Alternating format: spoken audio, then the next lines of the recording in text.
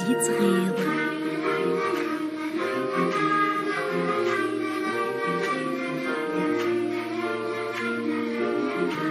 ما نلنا ولا ذي ضروم إلا عمار نقول غير دفير. هذا اليوم زين ضيجنا عيوني ونص يا ورنا مسارك منه فانا نزيد. هذا اليوم زين ضيجنا عيوني ونص يا ورنا مسارك منه فانا نزيد.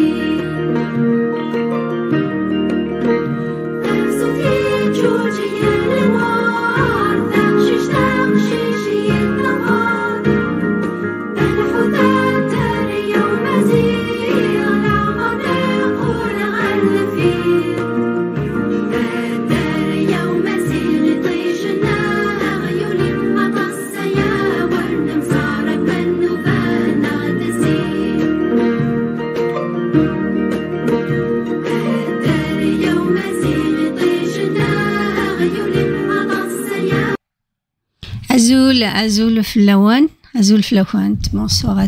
À Saguinière, je reviens, enfin, je vais à dîner à Well, à dîner à Raïno, sur Aïni Dharana Kigil Harash, Asif el Harash. Et Maravdour, donc Tazouara, vais à dîner à Thalouith, Ouidehi Mouthen, Svar, Imaulensen. Donc j'ai envie de donner mon avis, de parler en fait, de parler ou de témoigner un petit peu à ma façon par rapport à cette actualité, triste actualité, l'accident de El Harash où il y avait 18 morts. Donc je présente toutes mes condoléances aux familles des victimes. Mais je me permets de donner mon avis. À chaque fois que je passe à Asif el-Harash, nous on dit Asif. Asif, c'est la rivière. C'est vrai que l'arabisation, il y a beaucoup d'Algériens qui ignorent que les bureaux arabes mis en place par Napoléon III avaient fait des ravages. En fait, il avait vraiment massacré Tamazirt dans toute l'Afrique du Nord.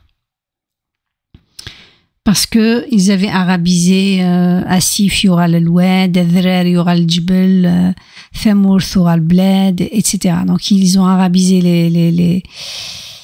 ils ont vraiment, parce qu'en fait, c'est la résistance dans les pays qu'ils avaient colonisés, c'était les Amazirs.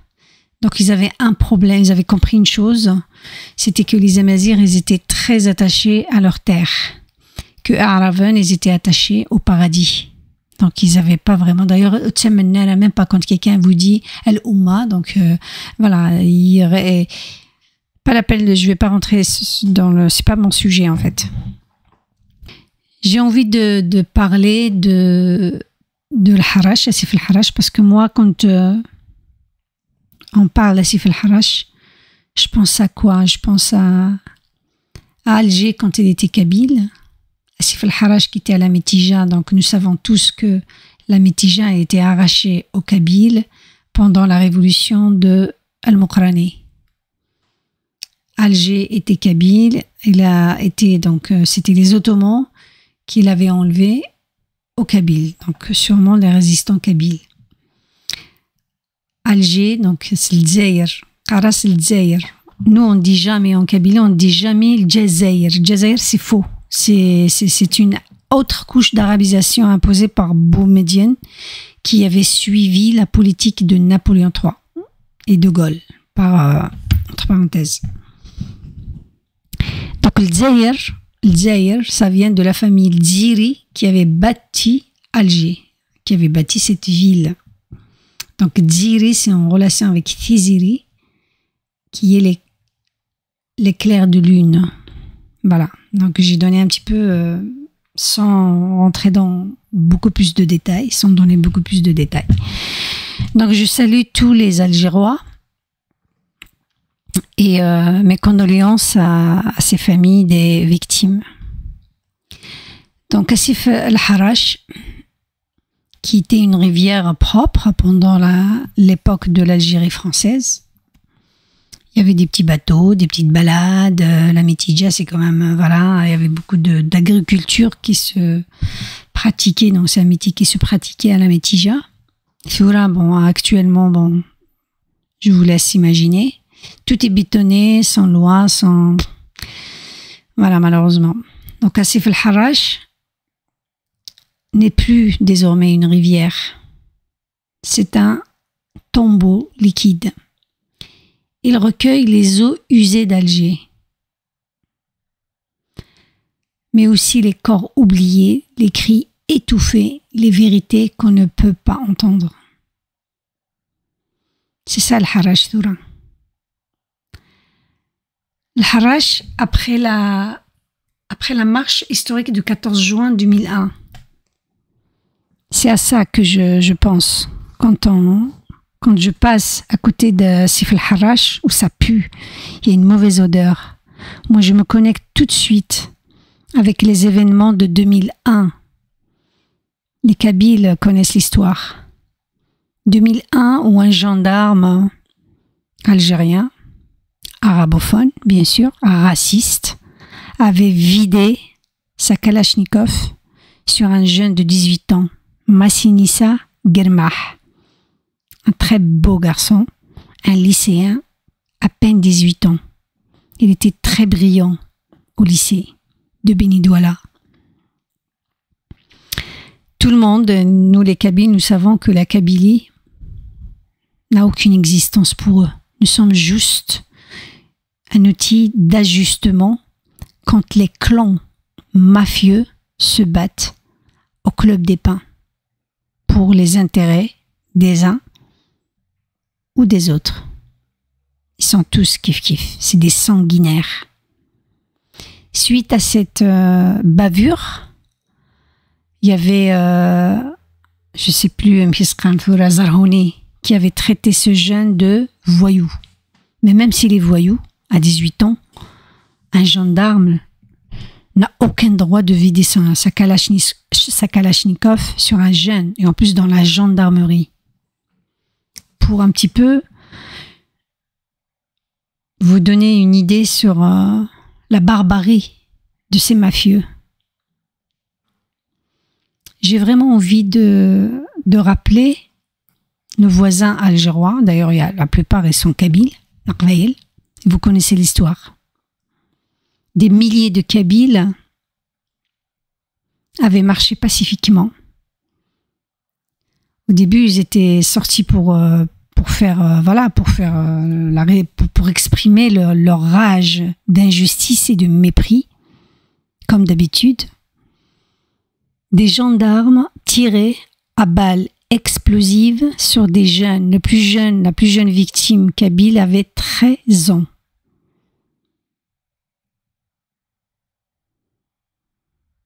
Kamal Hirshen avait reçu une balle explosive avec son sang. Il a écrit « Liberté ».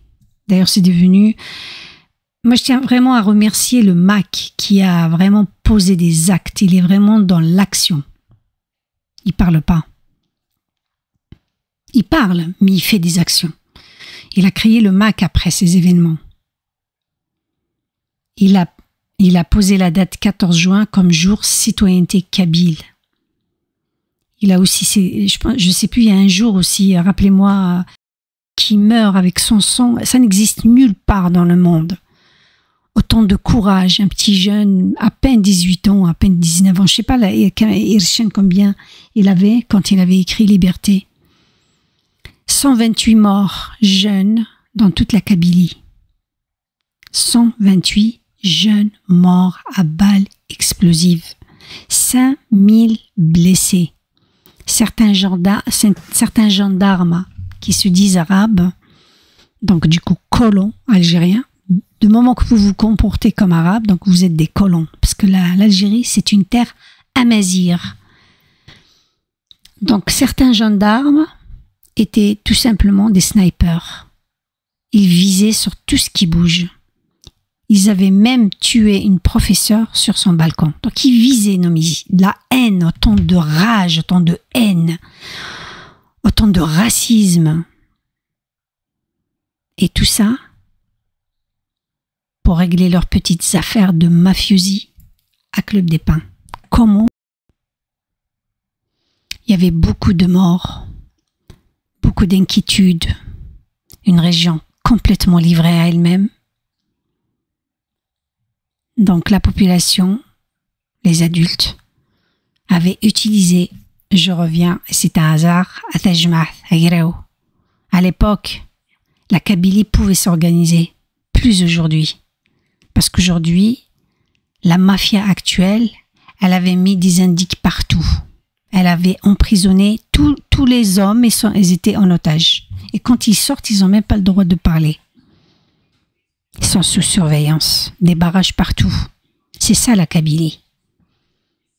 C'est un peuple, une nation qui subit une guerre à petit feu depuis 1962. Parce que tous les présidents algériens, leur objectif, c'est de mater du kabyle. C'est devenu même celui qui veut être connu, aimé par les Algériens, eh ben, il faut qu'il casse les Kabyles. C'est grave, hein? Et pourtant c'est ça notre réalité. Je reviens au Aïraou, donc les Kabyles, chaque village, donc l'Arouche on a, parce qu'en fait c'est dans un ordre, donc ça part d'un village la Aïraou, en plus l'Arouche, en plus voilà ça monte jusqu'à ils ont donc Mlel l'Arouche, ça veut dire ils avaient géré cette problématique à l'échelle de toute la Kabylie. Ils avaient produit une plateforme d'El Qsar. Vous pouvez la trouver sur internet. Il n'y avait aucune idée de se détacher d'Algérie, aucun projet d'indépendance. Ils voulaient marcher pour pacifier la situation, calmer les esprits et demander pourquoi, qui a donné l'ordre. Je vous laisse, hein, c'est vraiment un programme très citoyen, très politique, très économique, dans la démocratie, pour demander la justice, et c'était pour l'intérêt de tous les Algériens. Ces Algériens-là qui avaient tourné le dos à la Kabylie. Parce que dans la même période, il y avait un jeune enfant qui s'est fait... Bon, malheureusement, même les médias de France ou les médias du monde, l'affaire, le problème israélo-palestinien, il est très, très médiatisé. Contrairement, jusqu'à nos jours, on le voit. Hein, il y a des Touaregs maintenant qui se font exterminer, personne ne parle d'eux. Il y a même les musulmans, les Yézidis ou les Druzes ou les Alaouites, s'ils se font massacrer, ils ne parlent pas d'eux en fait. Ils parlent que des Palestiniens. Ils ont la cote dans tous les médias du monde. Et tant mieux pour eux. En 2001, du coup, il y avait entre les Kabyles qui tombaient comme des mouches, sans moyens, les médias algériens, bien sûr arabes. Il n'y avait pas Tamazir, Temer. C'est pour que les Amazirs comprennent pourquoi maintenant Tamazir est enseigné. La Kabylie, elle a saigné la Kabylie. Elle a souffert. Nous avons tous souffert parce que c'était pas évident. À Paris, il y avait des marches. Il n'y avait pas les Algériens qui marchaient avec nous. Peut-être s'il y en a, ils sont pas nombreux. Ils doivent être peut-être Chaoui, Mozabit, Touareg, mais pas les autres. Par contre, s'il y a une marche pour Palestine, ils vont tous sortir. Ça, c'est pour parler de la manipulation des faux médias. Nous sommes tous manipulés à un moment ou à un autre. Mais quand on vit des moments comme ça et on voit que les médias ne font pas leur travail, on finit par se méfier de ces médias. Je reviens à Aïraou. Moi, j'adore Aïraou. Donc, Tijma'in, avec la plateforme d'Al-Qsar, ils avaient fixé une date, 14 juin 2001, avec des pancartes noires. Le père de Massini Sagarba devant. Tous les Kabyles se sont mobilisés avec beaucoup de naïveté. mais les KDS et les Indiens qui étaient dedans. Ils ont marché à pied de Tizi Ouzou jusqu'à Alger. Bon, c'est 1 heure. C'est pas très loin. 1 heure en voiture, 1 heure, 2 heures en voiture. Et les médias algériens, arabes, comme d'habitude, dans la manipulation, ils ont traité l'information avec des mensonges. Déjà, ils ont libéré, les autorités avaient libéré des prisonniers. Ils avaient donné l'ordre de protéger Alger contre les barbares, contre les Kabyles, les Qabaïl, ils nous appellent. Les Kabyles, ça n'a rien à voir avec le mot Qabaïl arabe. Aujourd'hui, il y a Aqvil, il y a un village Aqvil, donc Qabaïlienne. Mais ils changent tout. Le Dzaïr est devenu le Djazaïr, juste pour l'arabiser. Asif est devenu Oued. Et les Kabyles et Qabaïliennes, on est devenu Qabaïl, juste pour nous effacer, pour nier un peu notre... D'ailleurs, jusqu'à maintenant, il y en a qui reconnaissent même pas notre existence chez nous. Et du coup, voilà, je raconte une histoire. Et donc, ils ont marché à pied, tous les Kabyles, non armés, pacifiques, avec des slogans. Il y avait certains avec des drapeaux algériens parce qu'il n'y avait pas l'édit d'indépendance, d'autres avec le drapeau amazigh, puisque le drapeau du MAC ou Kabylie, il n'existe pas. Il n'existait pas à l'époque. D'ailleurs, c'est cet événement qui avait donné naissance au MAC. Si les Algériens veulent comprendre l'histoire des choses, l'origine du MAC. Parce que c'est facile d'insulter, de traiter les autres de ce qu'ils ne sont pas. Les racistes, ce sont vous. Pas ceux qui essaient de se défendre. Donc des centaines de milliers de Kabyles avaient marché pacifiquement vers Alger pour porter cette plateforme d'Al-Qsar. Donc les médias algériens ont lancé une campagne de manipulation, donc pour présenter les manifestants comme des ennemis, des séparatistes, des fauteurs de troubles, des voyous, des barbares comme d'habitude. Et du coup, ils étaient très très très mal reçus. Il y avait même des familles qui jetaient de l'eau chaude sur les Kabyles. Ils ignoraient que quelques années plus tard, ils allaient tous sortir pour faire le Hirak. Ce Hirak aussi, d'ailleurs moi j'aime pas le Hirak, je l'aurais appelé Thagraoula, qui avait démarré à Béjaïa. Mais il est devenu le Hirak al-Mubarak. Hypocrisie. Ce climat de haine orchestré a permis au pouvoir de libérer donc des voyous pour attaquer les jeunes Kabyles. Certains ont été jetés vivants ou morts à ce fameux Asif al-Harrach.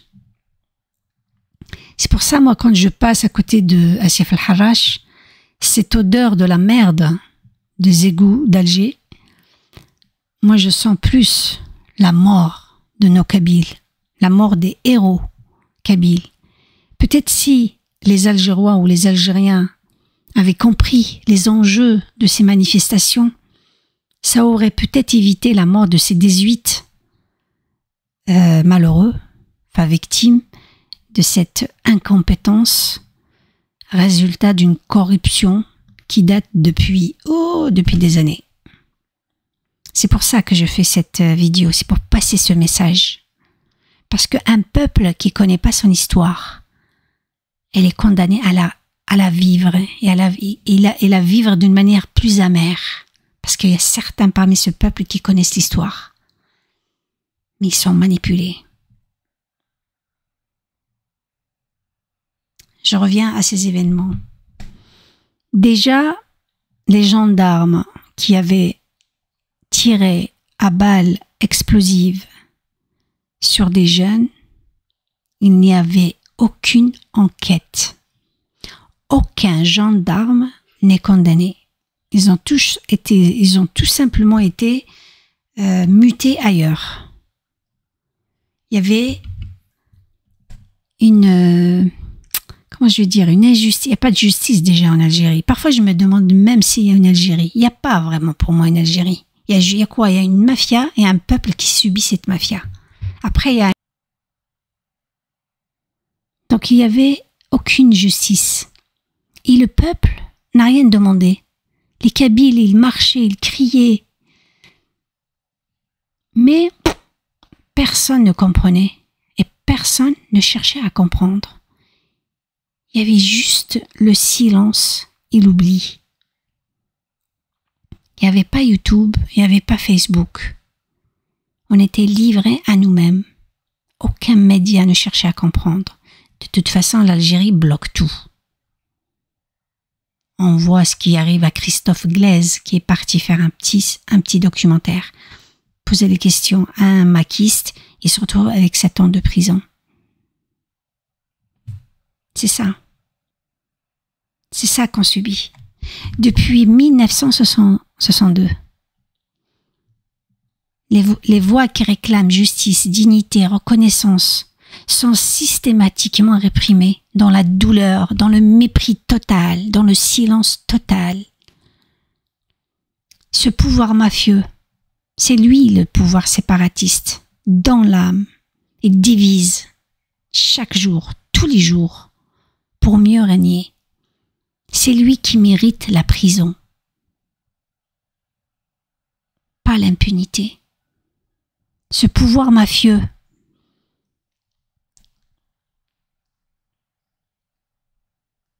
qui donne 1 million de dinars à des familles, 1 million, c'est rien.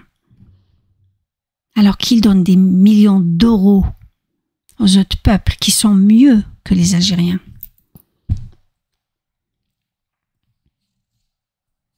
Ce pouvoir mafieux séparatiste, l'année passée, en 2023, il y avait un accident pire, 34 morts Touareg. Rien n'a été fait. Il n'y a même pas un article nulle part. Personne n'a parlé. Ils sont morts, c'est des Touaregs. Ils s'en foutent. À partir du moment où tu es à Mazir, ils s'en foutent de nous. C'est des vrais colons. Des Kabyles qui brûlent. Ils avaient été carbonisés par centaines. Toute la Kabylie était brûlée. 2021, Tizi Ouzou. 2023, Béjaïa. Bah, on est un binôme, Béjaïa et Tizi Ouzou. Bon, Bouira, il est épargné un peu parce qu'ils ont réussi à l'arabiser à 80%. Djidjel arabisé complètement. Sétif, moite-moite. Donc, Tizi Ouzou qui tient le monopole et Béjaïa. Il n'y a pas un jour de deuil comme ils ont fixé un jour de deuil pour Alger. Pareil pour les Touaregs, pas de jour de deuil. Il n'y a rien, il n'y a pas toute cette histoire-là, tous ces médias qui parlent de ça, rien. Au contraire, en Kabylie, c'était grave parce qu'ils avaient carrément assassiné, en fait, ils avaient orchestré un scénario machiavélique, diabolique. J'en ai tellement parlé sur Jamal Ben Ismail, juste pour encore accuser les Kabyles d'être des pyromanes et de nous accuser du racisme pour provoquer la guerre civile. Donc on a échappé vraiment par... s'il n'y avait pas des sages, je pense que là, ils mesurent même pas les conséquences, ils s'en foutent, ils n'en ont rien à faire. Je ne vais pas citer les milliers d'accidents et les gens ils meurent comme ça, comme des mouches. C'est terrible. Je ne minimise pas ce drame, mais il reflète un système diabolique qui refuse d'apprendre, de comprendre et d'écouter le peuple, surtout les Kabyles, qui étaient vraiment avant-gardistes. Depuis le début, ils avaient tout compris. Ce pouvoir ou ce système ou ce monstre,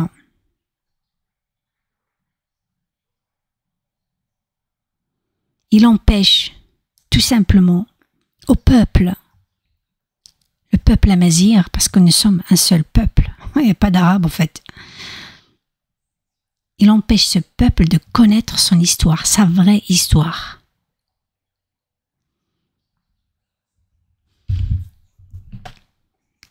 Et la pire des choses, c'est que lorsqu'un peuple ignore son passé, ignore son histoire, il ne pourra jamais avoir un avenir, comment je vais dire, hein, meilleur en fait, mieux que son passé, mieux que son présent. Parce que normalement, on est censé toujours s'améliorer. Mais quand on ne connaît pas ses erreurs, son passé, on devient, voilà, regarde, ils sont dans l'insulte, ils sont dans des accusations, tu es que ceci, tu es cela.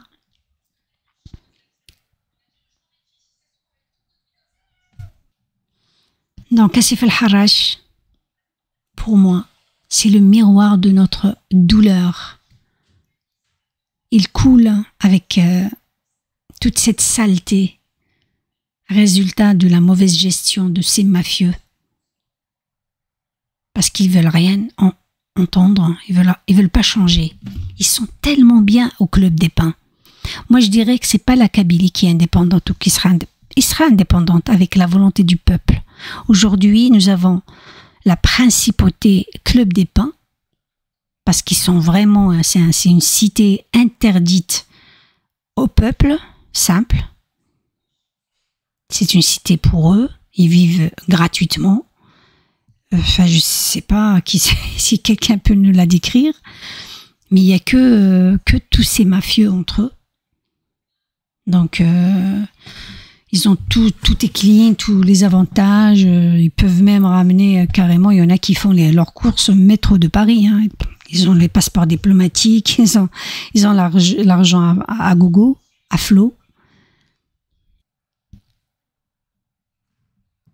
Donc, Asif al-Harrach, Asif al-Harrach, il transporte les silences,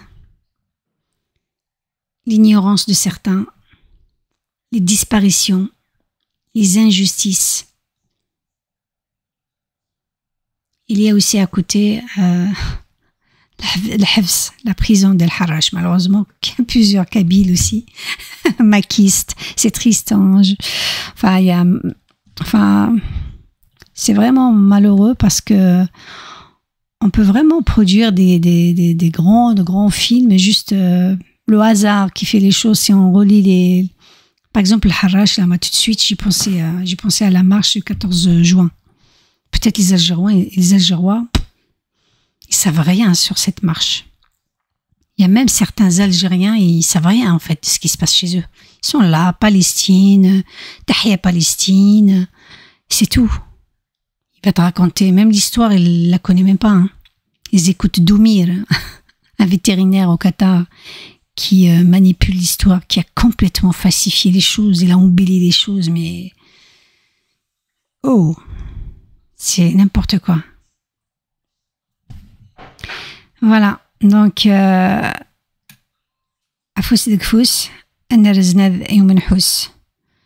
Donc, que les Algériens, cette fois, si jamais vous sortez, faites le tri. Ne sortez pas vendredi. Ne suivez pas les imams ou les islamistes. Ils sont vos ennemis aussi. L'Algérie, elle est entre l'enclume et le... C'est ça, hein, le marteau. Elle est entre la mafia et les islamistes. Les deux, ils sont complices.